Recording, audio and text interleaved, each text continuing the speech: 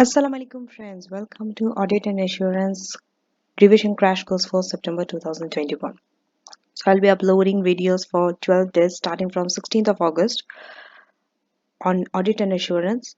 And please guys, this is just a crash course. That means for those people who are short of time or who wants to quickly go through all the important concepts for Audit and Assurance, who does not have so much of time to revise everything. But again, let me remind you, this should not be used as a substitute over the revision that you are doing. Okay, you still have to do your past papers, you still have to do your revision gate questions, all that.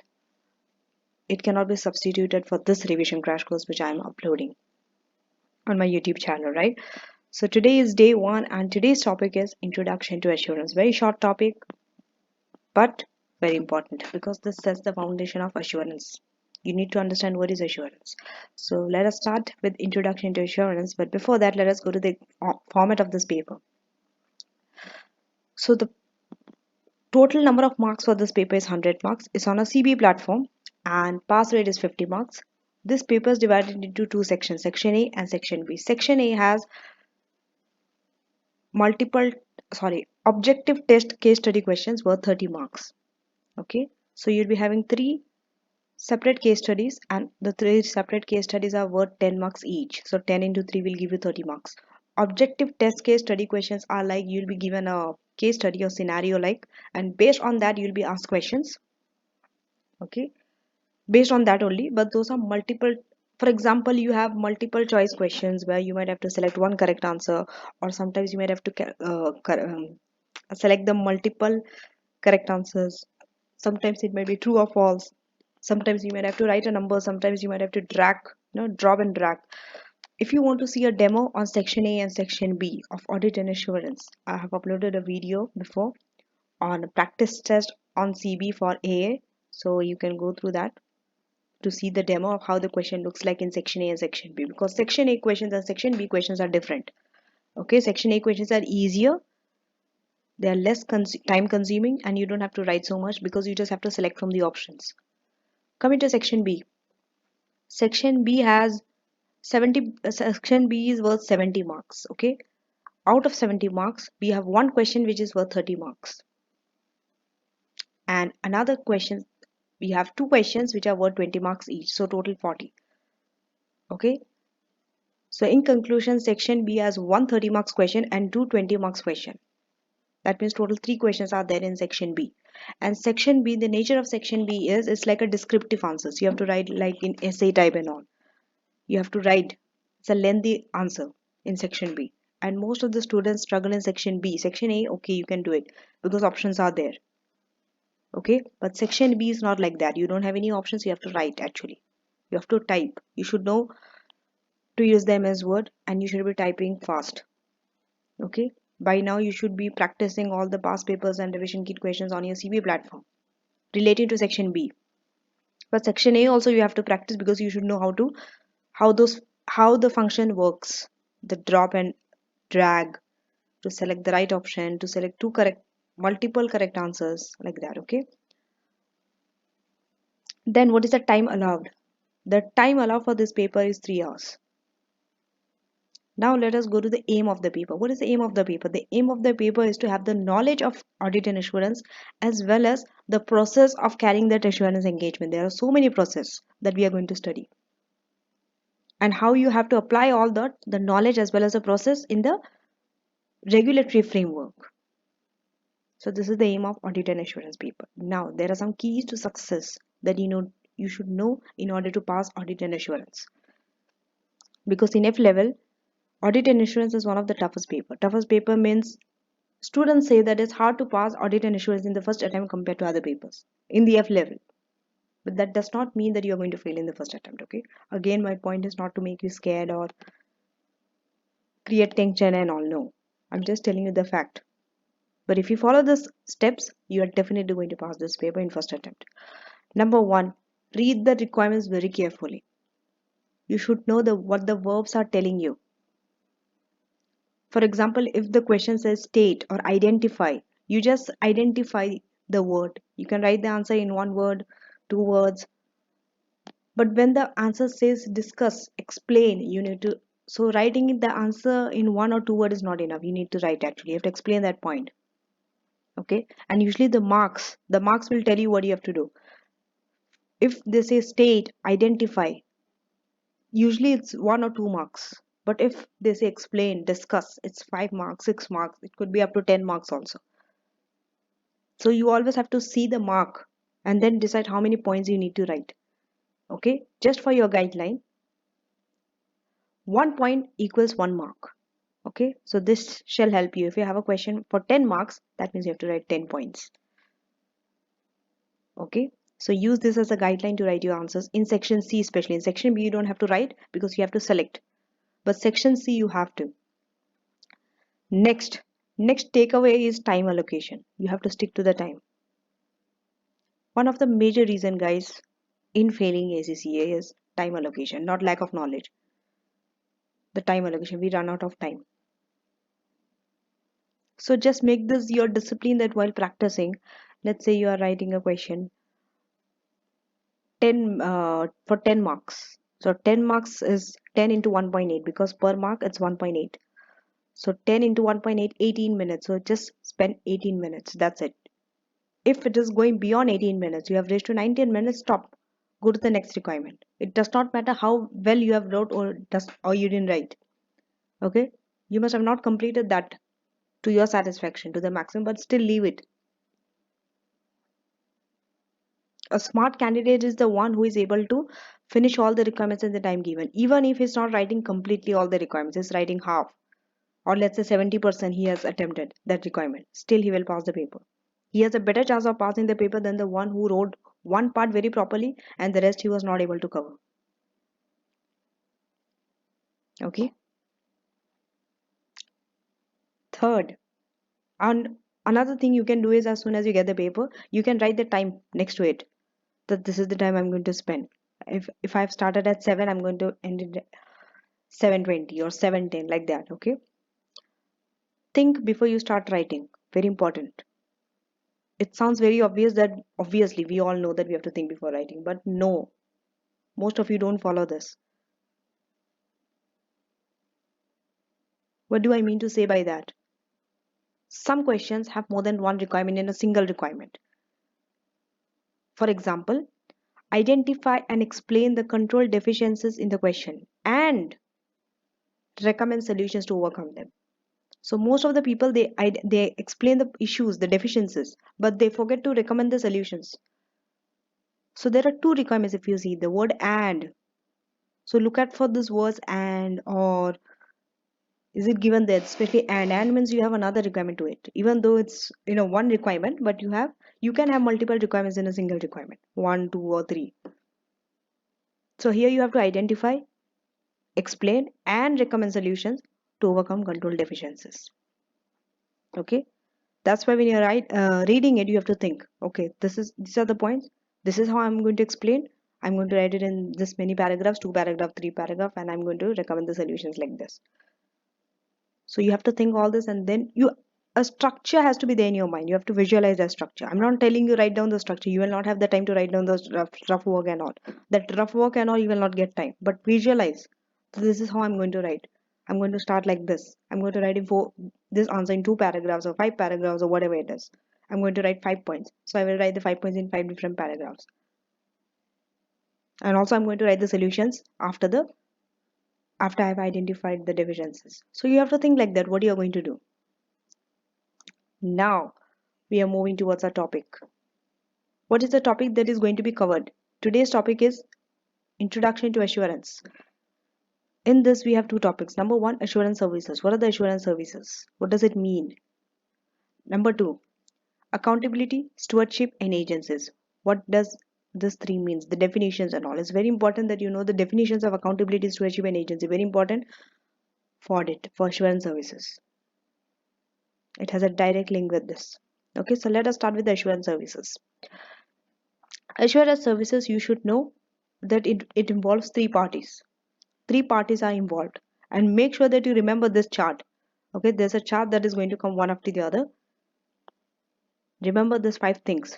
If you remember these 5 things, you have understood You have understood assurance services completely. Number one, three parties are involved. Number one, practitioner. That means auditor. One party is the auditor. He will be auditing. He will be having an independent check on your financial statements. Okay. So performs an independent examination of the subject matter against the suitable criteria. Subject matter is your financial statements. He's going to check your financial statements against suitable criteria. Suitable criteria means against the IFRS and also. IFRS is the suitable criteria and provides a written assurance report. They also write a report. They give a report on that. Report on your financial statements. So, okay, that is known as auditor's report. They write it there that this company is free from material misstatement and all those things. Okay, this company provides their financial statements in a true and a fair way. Like this, they will be writing this. But we'll go in the detail of the report later. Right now, you don't have to know the detail of the report, how it is written, what it is written, what it includes. Definitely, we are going to cover them. Right? Next, who is the next party? User. Who is the intended user? Who is going to make the use of that? Who is going to use that assurance services? Shareholders. It is the shareholders. They need this financial statements. So for them, it's very important that auditors come and audit their financial statements so that they can rely on that financial statements. Third one is the management. Your employees, the directors, the responsible party. It is known as responsible party. They prepare the subject matter. They prepare the financial statements. So now let me summarize. Who are the three party for assurance services? To carry out assurance services, there are three parties involved: auditor, shareholder, director. Auditor is the practitioner, shareholder is the user, director is the responsible party because he's responsible for making financial statements. Number two, subject matter. What is subject matter? Your financial statements. Whatever the information that is there in the financial statements, it is known as subject matter. In assurance and audit language. Suitable criteria. What are the suitable criteria? Your IFRS. It will be just against the IFRS. Are you following your IFRS? If you are recognizing something in the financial statements, is it in line with the IFRS? So that is the criteria that you're using to judge whether you are in line, you are complying or not. Evidence. Evidence is very important in assurance. You need to collect evidence. What is it? Appropriate and sufficient. Okay, when you're writing evidence, make sure these two words are there. It should be sufficient as well as appropriate to provide a basis for conclusion. You are basing your conclusion based on your evidences. And finally comes the report, the written assurance report. What does it say? It says expressing a conclusion opinion. So the auditors give their opinion in the report. So these are the 5 steps that you need to know. Okay. There are 3 parties that are involved in assurance services. There is subject matter, there's a suitable criteria, there is evidences and a report. Then moving towards the types of assurance engagement. There are 2 types of assurance engagement that are permitted. One is known as reasonable assurance engagements. The other one is known as limited assurance engagement. What are the differences between these two? Reasonable assurance engagement means you gather sufficient and appropriate evidence. Limited assurance means you gather sufficient and appropriate evidence to be satisfied that the subject matter is plausible in the circumstances. It's not always, but for reasonable, it should always be sufficient and appropriate evidence. Next, it does enough work to be able to draw reasonable. You see, the word reasonable is very important here, but not absolute conclusions. You have to do enough work. There is no limit to that enough. Enough means sometimes it could be too much also. Until you don't reach a conclusion, until it's not giving you a decision or a basis for you to take a decision, you have to keep on doing your work. Okay, that also reasonable, not absolute. No one can say 100% I'm guaranteeing you that this company is free from fraud. No one can say that. But reasonable, okay? Something based on appropriate and sufficient evidences.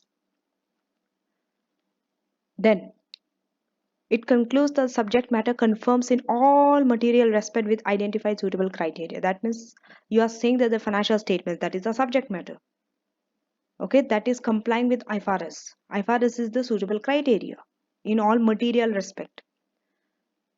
Then it gives a report in a form of positive statement of opinion. But when it comes to limited assurance engagement, they give a report in a form of negative statement of conclusion. You see, look at the word, the wordings are different. Reasonable, it is positive statement of opinion. Limited, it is a negative statement of conclusion. What is the difference? Negative means it's in the bracket, nothing has come to our attention. Nothing has come to our attention to say that this company is not complying with IFRS. This is their statement if it's a limited assurance. If it's a positive, the wordings are changed. Okay. In our opinion, the company has followed all the IFRS. The company is free from material misstatement. The financial statements are true and fair. This is their statement for reasonable assurance engagements. Example of reasonable assurance is statutory audit. The external audit that is conducted are reasonable assurance. If you see the external auditor's report, you will see the word that they use. In my opinion, the financial statements are free from error or material misstatement. This will be their language. Coming to limited assurance, what are the examples? Review of financial statements. When you are reviewing the financial statements, you say that nothing has come to attention to say that financial statements are not being complied with IFRS. This is there. It's a negative. For example, if someone asks, what's my name? You can say in two ways. My name is this. It's a positive statement. Or you might say negative. My name is not this. It's a negative statement. Okay. So review of financial statements is a limited assurance engagement. Then risk assessment reports are limited assurance engagement. Performance measurement reports are limited assurance, and system reliability. And we have review on social and environmental issues. Review of internal control. These are limited assurance engagement. Okay. Next, we are moving towards the accountabilities to achievement agencies. We are done with assurance services and all. Now we are moving towards these three definitions. What is the meaning of accountability? Accountability means people who are there in the power. Okay, they can be held to account for their actions. They are answerable for their actions. They cannot just do whatever they want. If they do, they have to answer it. They are responsible for the consequences of their decisions. Okay, and directors are responsible to shareholders for the decisions that directors make. Okay, shareholders have the right to ask directors if directors do anything which is not in the interest of the company. Coming to stewardship.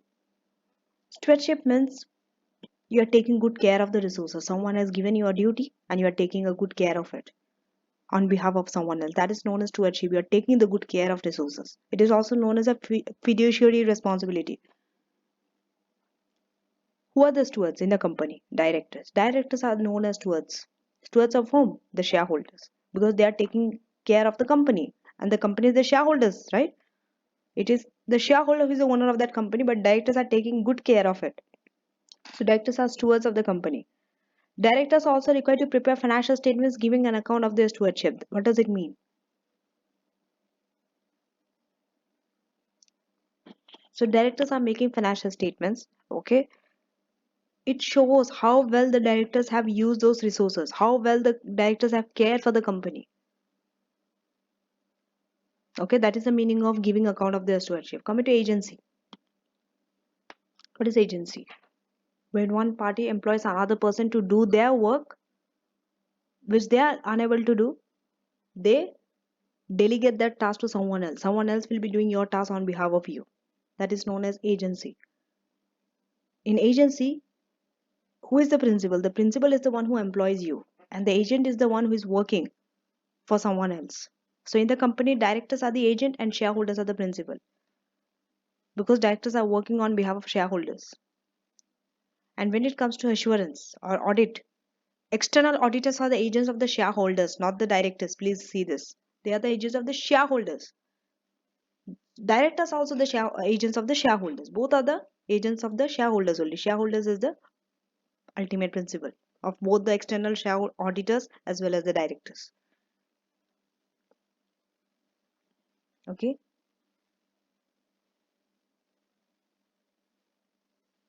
Next, what are the benefits and limitations of audit? So number one benefit of audit, I call this hired and fired. Benefits of audit, you can memorize this as hired. Limitations of audit, you can memorize this as fired. So benefits of audit, it helps improve quality of information. Quality of information improves. Number two, independent scrutiny, right? There's an independent auditors go and check. Number three, reduces risk of management bias, fraud, and error. If management does also any mistakes or fraud or error, it could be, it comes in the eye of the auditor. Auditors can detect that, right? So it reduces the risk. Imagine if no one is there to check on you, whatever you are doing. The directors are free to do whatever they want. Because shareholders does not know what's happening in the company. No, they don't come and check every day. They only check the auditor's report and rely on that. So if no one is there, imagine what would be the situation, right? So many fraud and error might be happening. It is the auditor who is checking this, which reduces that risk. It's not reducing it entirely completely, but to an acceptable level, the risk is reduced. Enhances the credibility of FS is financial statements. The value of the financial statements goes up for the public. They rely on it, they trust it. That okay, it is reviewed by the auditor, it is checked by the auditor. And deficiencies in internal control is highlighted. If there is any problem, it will be highlighted by the auditor. So these are some advantages of having an audit in a company. So if you see that I've highlighted in red the starting letter of each advantages, HIRED. So you can memorize it as hired. Coming to limitations, limitations is fired. So number one is financial statements include subjective statements and judgments.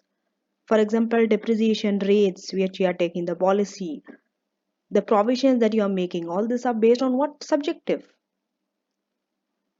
And subjectives are hard to find. If you are making any error and fraud in this area, it's hard to identify for the auditors also. And financial statements, you have to accept it that there are areas where such subjective estimates you need. Everything you cannot rely on documents and all. There are areas where you have to use your estimates.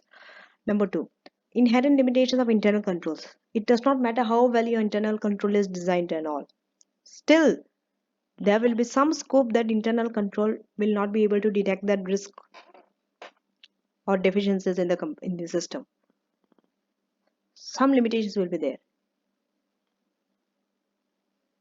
For example, you might have internal control, it is designed very well, excellent design and all, but the employees who are looking after that internal controls, they might be they might be colliding with each other and not they might manipulate it to their advantage. So some limitations will be there. You cannot completely eliminate the risk. That is inherent limitations. Representations from management not reliable. Yes. How can you rely on management? What if he's lying? What if he's not being integral? What if he's not being honest to you? So you cannot rely 100% on the management, because management definitely they want to show that the financial statements are in a good, good health, good financial health. They will always want to show in a good picture to the auditor. Evidence is persuasive, not conclusive. You cannot have the evidence for each and everything in the company. Okay, it cannot give you an ultimate conclusion. Like, okay, it can just give you a guideline. Okay, based on this is, but not an exact conclusion that this is the picture. And it does not test all the transactions. Auditors only test sample, not all the transactions in the company. It's not possible for them. If your company is very big, let's say your company is having 10,000 of transactions per day or 100,000 of transactions per day. How is it possible? How on the earth is it possible for the auditor to track each and every transactions? Because you have to make the auditor report in 3 months. So you cannot do it. They just test on a sample. It's on a sample basis. So if you see from the beginning. FIRED. It's highlighted in red. Fired. So hired, fired. Coming to the expectation gap. There's a term known as expectation gap. What is this expectation gap? Expectation gap means the public or the user, okay, they expect a lot from the auditor. The responsibility is that actually it's not the auditors, it is the company's responsibility or the director's responsibility, but they expect the auditors to do it because it's a lack of knowledge, because they expect that because it's auditor's responsibility that they will check each and everything. If auditor is there, there should be no fraud. They expect that. But in reality, it's not like that. Auditors have some limited responsibilities. They have a scope that up to this much is their responsibility. Beyond that, auditors are not responsible. So that gap is known as expectation gap. Okay, what are they? Auditors test everything. This is one of the expectation gap. Auditors do not test everything. We saw in the earlier slide under disadvantages, they only test sample. Number two, they detect all fraud and error. No, they cannot detect all fraud and error. Auditor confirms that the company is a going concern. No, it is not the auditor that confirms that the company is a going concern. It is the part of the company, the director. Auditor's part is to check whether it's true or not, whether it's actually a going concern company or not. Auditor prepares the financial statements. No, it is the role of the management of the company. They prepare the financial statements. Auditor just checks on that and gives recommendation wherever the changes have to be made if some error has been happened or something. So because of this, the expectation gap increases. Okay, this is known as expectation gap. Coming to the exam focus. So from the exam's point of view, what are the questions that you need to do for this topic? Assurance, introduction to assurance service. From your textbook, you can go through this test understanding 1, 2, and 3 in chapter 1 of your study text. If you don't have the study text, you can email me and I will be sending you the latest textbook. Okay, the latest textbook means I have the textbook for up to June 2021. But that definitely you can use this because even though syllabus has changed, it did not change in this area. It did not change drastically. Okay, so you can still use the textbook and all. So with that, we have come to the end of this video, Assurance Services. Hope you liked it and found this useful. And do subscribe to my channel to know the as soon as I upload the videos, you'll be notified for the upcoming days. The 11 days more to go. So what's upcoming? What's the next topic for tomorrow? For day 2, rules and regulations. Okay, and thank you for watching, guys. Don't forget to subscribe, share, and comment.